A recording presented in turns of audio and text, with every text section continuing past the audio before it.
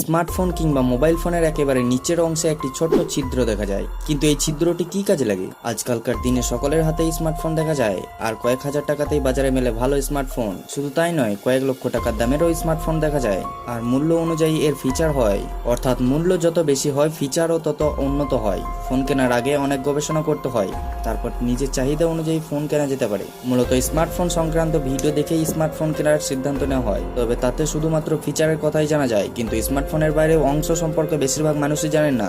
Smartphone কিংবা mobile ফোনের একেবারে নিচের একটি অংশে ছিদ্র দেখা যায়, কিন্তু এই ছিদ্রটি কি কাজে লাগে? কিছু ব্যবহারকারী অবশ্যই এই বিষয়ে জানেন, অথচ বেশিরভাগ মানুষ এই ছিদ্রটির বিষয়ে কিছুই জানেন না। আসলে আমাদের ফোনের নিচের অংশে থাকা ছোট্ট ছিদ্রটি হলো ক্যান্সেলিং মাইক্রোফোন।